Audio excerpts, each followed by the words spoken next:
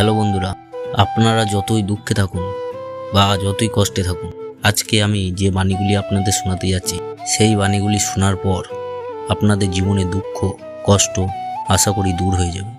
কারণ আজকে আমি যার বাণী আপনাদের সামনে শোনাতে যাচ্ছি তিনি আর কেউ নয়, তিনি হচ্ছেন আমাদের কলির কৃষ্ণ। হ্যাঁ, আমি আজকে আপনাদের সামনে শ্রীকৃষ্ণের কিছু বাণী তুলে ধরব, যে বাণীগুলি থেকে আপনি অনেক কিছু শিক্ষা নিতে পারবেন এবং আপনার জীবনে অনেক পরিবর্তন আনতে পারবেন। তোমার কি চলে গেছে যে কারণে তুমি কাঁদছ? তুমি কি নিয়ে এসেছিলে যা তুমি হারিয়ে ফেলেছ? তুমি কি সৃষ্টি করেছিলে যা নষ্ট হয়ে গেছে?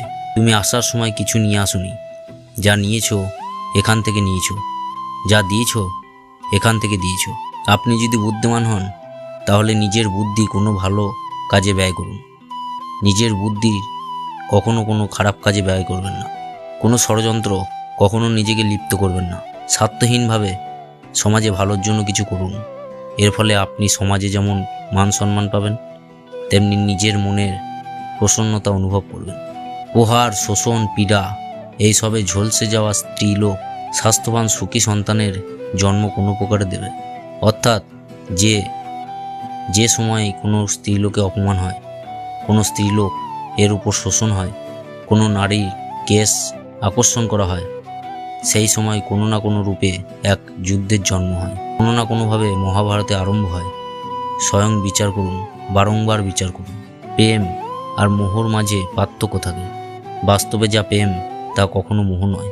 ভালোবাসা প্রথম পর্যায় হলো বিভ্রান্তি, যা আপনাকে আপনার ভালোবাসা নিকটে নিয়ে আসবে।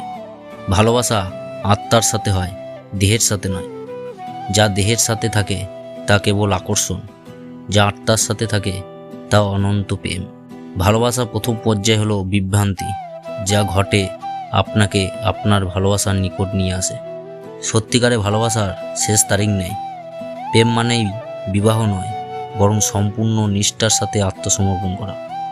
যখন প্রেমের সাথে শ্রদ্ধার অনুভূতি যুক্ত হয়, তখন প্রেম ভক্তির সমানে পরিণত হয়।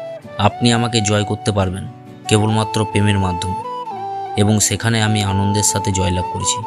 মানুষ প্রেম তাকেই দিতে পারে যে তার প্রত্যাশা পূরণ করতে পারে, আর প্রত্যাশার নিয়তিই হচ্ছে ভঙ্গ হওয়া। কারণ প্রবল ইচ্ছা থাকলেও কোনো মানুষ কারো সকল প্রত্যাশা পূরণ করতে পারে না। একজন মানুষ শেষ পর্যন্ত যে অবস্থার দিকে মনোনিবেশ করুক না কেন, যখন সে তার দেহ ত্যাগ করে তখন সে সেই অবস্থায় যাবে। আত্মা জন্ম নেয় না, কখনো মৃত্যু হয়। শরীর নষ্ট হয়ে গেলেও আত্মা নষ্ট হয় না। জন্মের সাথে মানুষের মৃত্যু নির্ধারিত। তাই নিজের কর্ম করো, যা অনিবার্য, তার জন্য দুঃখ করো না।